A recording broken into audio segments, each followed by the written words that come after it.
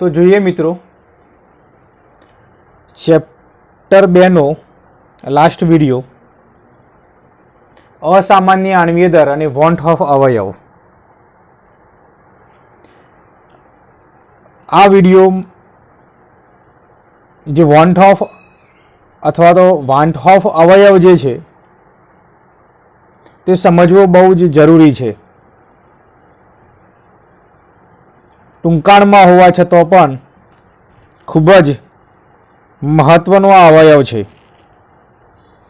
એટલે કે અસામાન્ય આણ્વીય દર અને વોન્ટ ઓફ અવયવ. તો આ અવયવને એડ કરવાની જરૂરિયાત ક્યારે ઊભી થાય છે મિત્રો? તો એના પહેલાં બે શબ્દો સમજવા જરૂરી છે. તો જોઈએ એક શબ્દ વિયોજન. વિયોજન. હવે વિયોજન એટલે શું? તો જ્યારે પાણીમાં મીઠું ઉમેરીશું ત્યારે મીઠાના કણો પાણીની અંદર વિયોજન પામે છે, એટલે કે છૂટા પડે છે, Na+ અને Cl-. ટૂંકમાં આયનો છૂટા પડવા તેની જે સંખ્યા છે, ટૂંકમાં છૂટું પડવું, તેને વિયોજન શબ્દ તરીકે આપણે ઓળખીશું. એટલે કે પાણીમાં મીઠું નાખશો તમે તો પાણીના જે આયનો છે Na+ અને Cl- એ વિયોજન પામે છે, એટલે કે છૂટા પડે છે. તો વિયોજન પામવાથી, આયનો છૂટા પડવાથી જે દ્રાવણ છે એ દ્રાવણમાં શું થાય છે? તો દ્રાવણમાં સંખ્યા કણો વધે છે. સંખ્યા કણો વધે છે મિત્રો. ટૂંકમાં છૂટું પડવું, સંખ્યા કણો વધવા, એને વિયોજન કહેશું. બીજો એક શબ્દ છે સુયોજન. તો સુયોજન કોને કહી શકાય? તો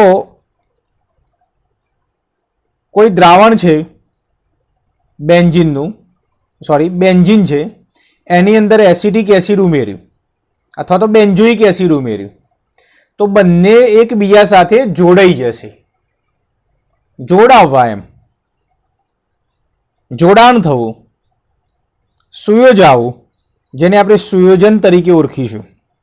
અને સુયોજન થવાથી, એટલે કે જોડાણ થવાથી સંખ્યા કણો ઘટે છે. સંખ્યા કણો ઘટે છે. તો અહીં બે વસ્તુ થાય છે. જો વિયોજન થશે તો દ્રાવણની અંદર જે સંખ્યા કણો હોય એના કરતાં સંખ્યા કણોમાં વધારો થાય છે.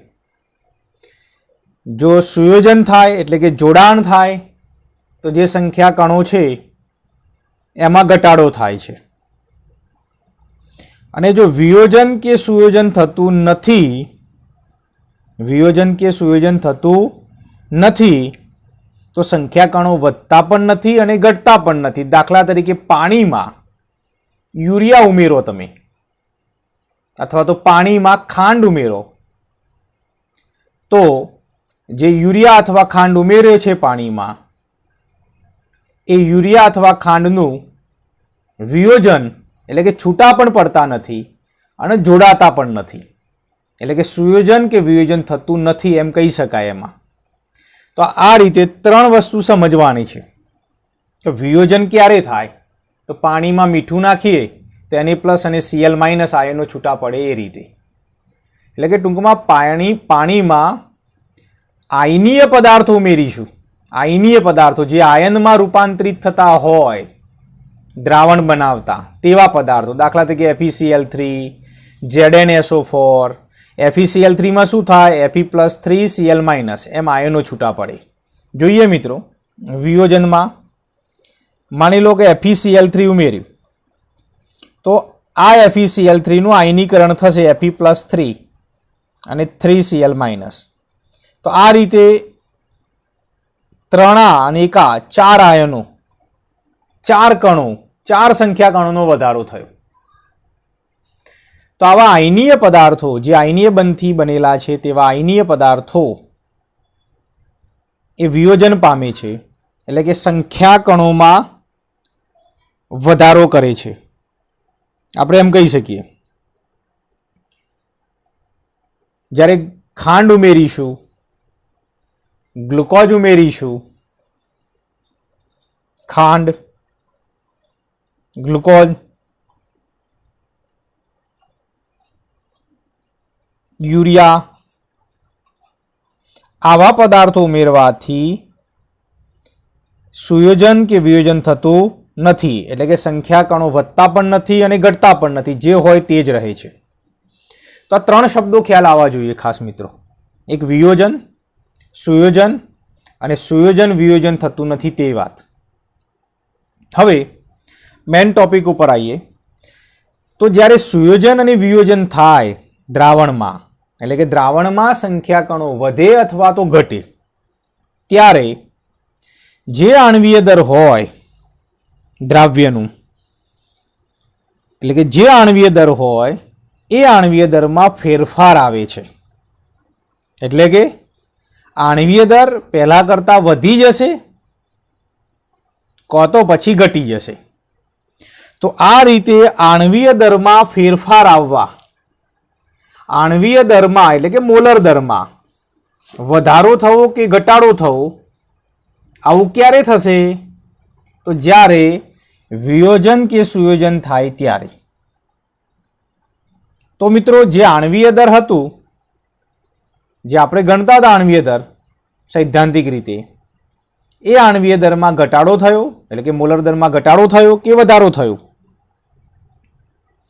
તો આ જે આણ્વીય દરમાં વધારો કે ઘટાડો થાય છે, આ વધારા ઘટાડાને દૂર કરવા માટે, આ તફાવત ઓછો કરવા માટે એક અવયવ એડ કરીશું.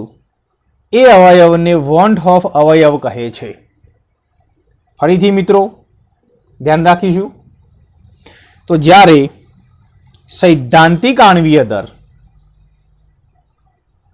અને પ્રાયોગિક આણ્વીય દર માં વિયોજન કે સુયોજન થવાથી ફેરફાર મળે છે, જુદા મળે છે, તફાવત મળે છે. તો આ તફાવત, આ જુદાપણું દૂર કરવા માટે વોન્ટ ઓફ અવયવ, વોન્ટ ઓફ ફેક્ટર આપણે એડ કરીશું આઈ. તો મિત્રો ક્યારે આપણે વોન્ટ ઓફ અવયવનો ઉપયોગ કરીશું? તો જ્યારે દ્રાવણમાં કોઈ પદાર્થ ઉમેરતા એનું વિયોજન કે સુયોજન થાય ત્યારે વોન્ટ ઓફ અવયવ એડ કરવો જ પડે. કેમ એડ કરવો પડે? તો તેનું સૈદ્ધાંતિક આણ્વીય દર અને પ્રાયોગિક આણ્વીય દર જુદા મળે છે, અને આ સૈદ્ધાંતિક આણ્વીય દર અને પ્રાયોગિક આણ્વીય દર જુદા મળતા હોવાથી એનો જે તફાવત છે એ તફાવત દૂર કરવા માટે વોન્ટ ઓફ અવયવ એડ કરવા પડે. તો મિત્રો ખાંડ, ગ્લુકોઝ અને યુરિયામાં વોન્ટ ઓફ અવયવ એડ કરવાની જરૂર નથી. કેમ જરૂર નથી? તો જ્યારે ખાંડ ઉમેરીશું, યુરિયા ઉમેરીશું કે ગ્લુકોઝ ઉમેરીશું ત્યારે તેનું સુયોજન કે વિયોજન ન થતું હોવાથી વોન્ટ ઓફ અવયવ એડ કરવાની જરૂર નથી. ફરીથી મિત્રો વોન્ટ ઓફ અવયવ આપણે ક્યારે એડ કરવાનો? કોઈ પણ દાખલામાં, તો જ્યારે એનું વિયોજન થતું હોય, એટલે કે આવા આયનીય પદાર્થો હોય, અથવા તો સુયોજન થતું હોય, બેન્ઝીન જેવા પદાર્થો હોય, ત્યારે જ વોન્ટ ઓફ અવયવ એડ કરવો, એ તફાવત દૂર કરવા માટે મોલર દરનો. તો વોન્ટ ઓફ અવયવ મિત્રો કઈ રીતે ગણી શકાય? એના કેટલાક સામાન્ય સૂત્રો જોઈએ.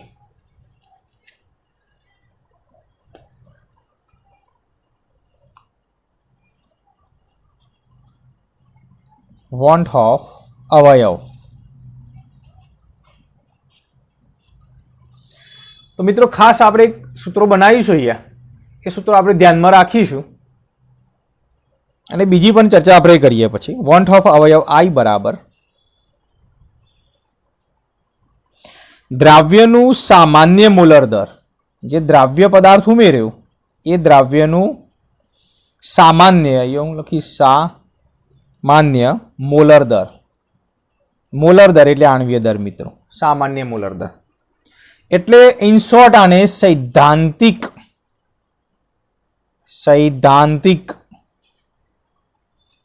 મોલર દર અથવા તો આણ્વીય દર કહેશું. મોલર દર અથવા તો આણ્વીય દર. સૈદ્ધાંતિક આપણે જે શોધતા એ, દાખલા તરીકે NaCl નું શોધવું હોય તો Na ના 23 લેતા અને Cl ના 35.5 લેતા અને જે સરવાળો કરતા તે સૈદ્ધાંતિક મોલર દર. બીજું મિત્રો, દ્રાવ્યનું અસામાન્ય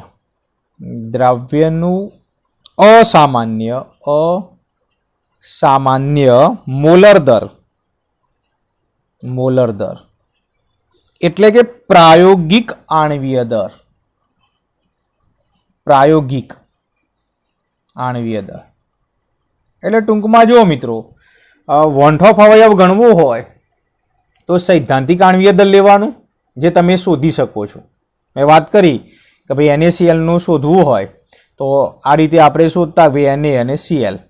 Na નું 23 લેતા અને Cl નું 35.5 લેતા અને આ રીતે આપણે સૈદ્ધાંતિક આણ્વીય દર 58.5 એ રીતે આપણે શોધતા, એમ જે સૈદ્ધાંતિક આણ્વીય દર કહી શકાય. જ્યારે પ્રાયોગિક આણ્વીય દર કઈ રીતે શોધી શકાય? તો પ્રાયોગિક આણ્વીય દર શોધવા માટે આપણે ઘણી થિયરી જોઈ ગયા. તો કઈ થિયરી જોઈ ગયા મિત્રો? તો થોડીક રિમાઇન્ડ કરીએ. તો પ્રાયોગિક આણ્વીય દર શોધવા માટે શું કરીશું? સૈદ્ધાંતિક આણ્વીય દર શોધવા માટે તો આપણે જોઈ શકીએ જે રીતે શોધતા આ રીતે સૈદ્ધાંતિક આણ્વીય દર આમ તે રીતે શોધી શકો, પણ પ્રાયોગિક આણ્વીય દર શોધવાનું કઈ રીતે? તો મિત્રો, પ્રાયોગિક આણ્વીય દર શોધવા માટે આપણે રાઉલ્ટનો નિયમ જોઈ ગયા, ઉત્કલન બિંદુ ઉન્નયનની થિયરી જોઈ, ઠારણ બિંદુ અવનયનની જોઈ અને બીજી મિત્રો અભિસરણ દબાણની પણ જોઈ. તો એ બધા સૂત્રોની અંદર જે આણ્વીય દર આવતું હતું M2 એ પ્રાયોગિક આણ્વીય દર છે એમ કહી શકાય. તે સૂત્રો વિશે ખ્યાલ છે આપણને. એક જોઈએ એકાદ સૂત્ર. માની લો કે રાઉલ્ટના નિયમમાં આવું જોયેલું, P10 minus P1 upon P10 અથવા notes is equal to W2 M2 W1 M1. આ મિત્રો જે છે આ M2 એ દ્રાવ્યનું પ્રાયોગિક આણ્વીય દર છે. આ મિત્રો તમે પ્રયોગ દ્વારા મૂક્યું હશે આ કિંમત, બાષ્પ દબાણ માટે. આ જે આણ્વીય દર મળે છે એ આણ્વીય દર પ્રાયોગિક આણ્વીય દર છે. બીજું પણ ખ્યાલ છે મિત્રો, તો ઠારણ બિંદુ અને ઉત્કલન બિંદુમાં જોયેલું, તો એના સૂત્ર પ્રમાણે પણ તમે લઈ શકો. દાખલા તરીકે ડેલ્ટા ટીબી બરાબર KB ગુણ્યા W2 ગુણ્યા 1000 છેદમાં W1 અને M2. તો આ જે M2 છે આણ્વીય દર, એ તો TFમાં પણ હતું. તો આ જે M2 છે એ M2 પ્રાયોગિક આણ્વીય દર શોધી આપશે. પછી અભિસરણ દબાણમાં પણ આપણે જોયેલું, તો અભિસરણ દબાણમાં પણ તમે શોધી શકો છો. તો આ બધા જે સૂત્રો છે રાઉલ્ટના નિયમનું, ઉત્કલન બિંદુ ઉન્નયન, ઠારણ બિંદુ અવનયન અને અભિસરણ દબાણ, એમાં જે M2 આવેલો છે તે M2 પ્રાયોગિક આણ્વીય દર શોધવા માટે ઉપયોગમાં લઈ શકાય અને સૈદ્ધાંતિક તો આ રીતે સીધું શોધી શકાય છે. આગળ જોઈએ મિત્રો, તો આપણે એક સૂત્ર જોયું I શોધવાનું, એટલે કે વોન્ટ ઓફ અવયવ શોધવાનું એક સૂત્ર જોયું. બીજા કેટલાક સૂત્રો જોઈએ.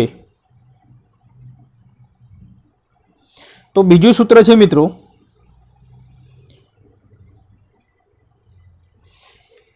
I શોધવાનું. તો I ઇઝ ઇક્વલ ટુ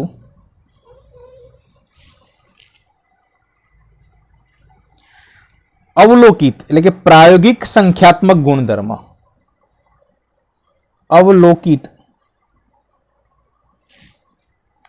એટલે કે પ્રયોગ દ્વારા મેળવેલો, એટલે પ્રાયોગિક લખીશું ખ્યાલ આવે માટે. પ્રાયોગિક. સંખ્યાત્મક ગુણધર્મ.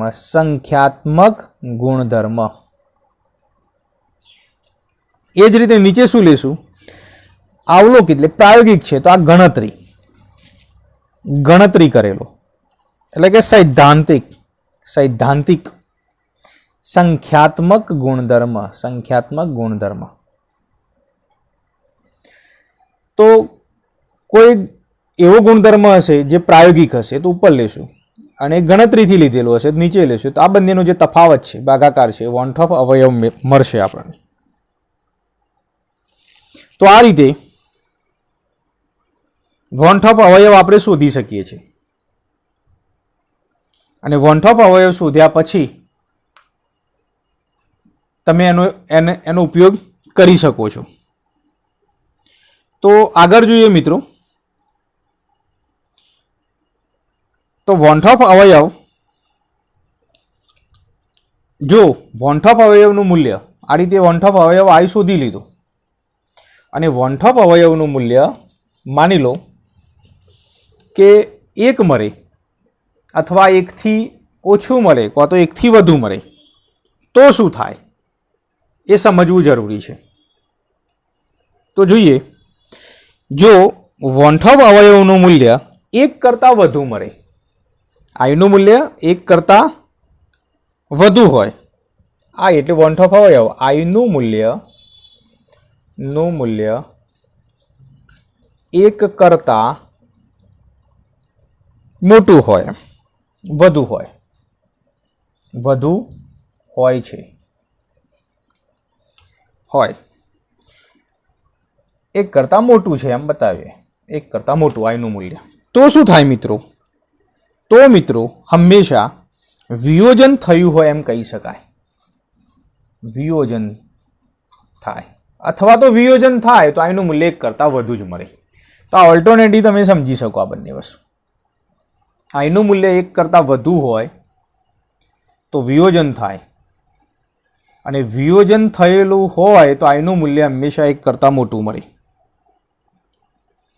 તો કોનું વિયોજન થાય આગળ જોયું તે પ્રમાણે આયનીય પદાર્થો, દાખલા તરીકે NaCl, FeCl3, આ જે બધા પદાર્થો છે એ વિયોજન પામે છે. Na2SO4 એટલે આયનીય બંધથી જોડાયેલા પદાર્થો વિયોજન પામે છે.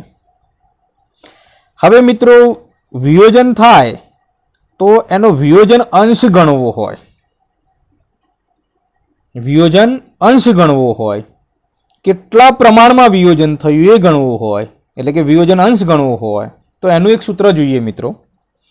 તો વિયોજન અંશ બરાબર વિયોજન અંશ જે દાખલામાં આવશે, વિયોજન અંશ આલ્ફા બરાબર I-1/n-1. I એટલે ખ્યાલ છે વોન્ટ ઓફ અવયવ, જે આ સૂત્રોની મદદથી તમે શોધી શકો છો. I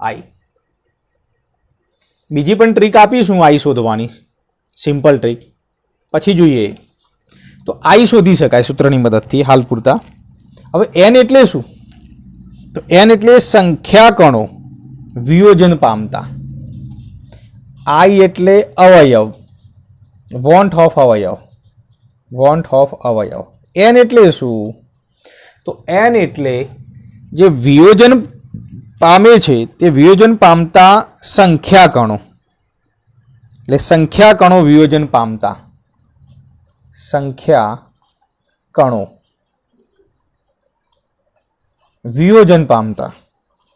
વિયોજન પામતા એટલે શું?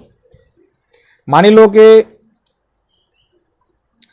આ મીઠું છે NaCl, એને પાણીમાં ઉમેરશો તો કેટલા સંખ્યા કણો વિયોજન પામશે? તો Na+ અને Cl- એટલે 2 અહીંયા લઈશું, 2. FeCl3 માટે n કેટલો? તો Cl3 અને Fe1 એટલે 4 લઈશું અહીંયા n. Na2SO4 2 Na અને 1 SO4 એટલે 2 Na+ અને 1 SO4- 2 એટલે 2 અને 1 3, એ આપણે 3 લઈશું. મિત્રો. તો આ રીતે સંખ્યા કણો લઈ શકાય. એક વસ્તુ ધ્યાન લેવા જેવી બાબત છે. તો મિત્રો આ જે પદાર્થો છે એનું જો સંપૂર્ણ આયનીકરણ થતું હોય ને તો આઈની કિંમત અને એનની સંખ્યા લગભગ સરખી હોય, નજીકમાં હોય. કારણ કે NaClમાં Na+ અને Cl- બે સંખ્યા કણો છે, n બરાબર 2 છે. તો I પણ 2 અથવા 2 ની નજીકમાં હોય. આ ખાસ ધ્યાન રાખીશું. તો આગળ મિત્રો આપણે શું કરીશું, એનની જગ્યાએ I નો ઉપયોગ કરીશું. જ્યારે કોઈ દાખલાની અંદર ડાયરેક્ટ I ની જરૂર ઊભી થઈ તો તમે શું કરશો, તો જેટલા સંખ્યા કણો હોય એટલા જ તમે I લઈ લેશો તો ચાલશે. કારણ કે સંપૂર્ણ આયનીકરણ પામતા જે પદાર્થો છે એનો I અને N લગભગ સરખા હોય છે માટે. તો તમે લઈ શકો. આ વસ્તુ ધ્યાન રાખશો. તો આ રીતે આલ્ફા વિયોજન અંશ શોધી શકાય. તો I શોધ્યા પછી આલ્ફા શોધી શકાય, વિયોજન અંશના ટકા પણ શોધી શકાય ગુણ્યા 100 કરીને.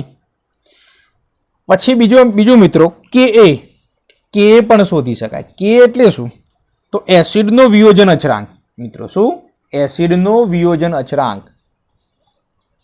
એસિડનો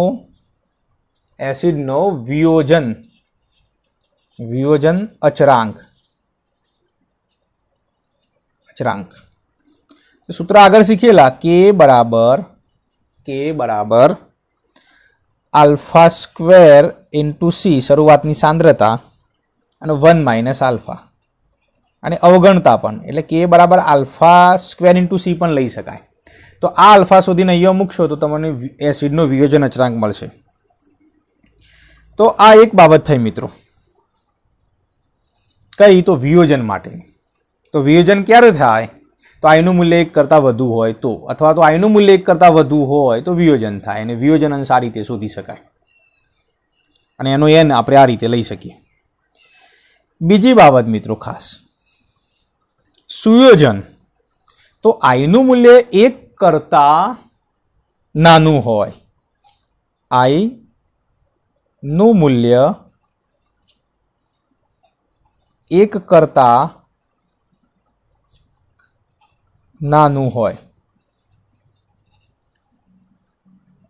તો I નું મૂલ્ય 1 કરતાં નાનું હોય તો સુયોજન થાય,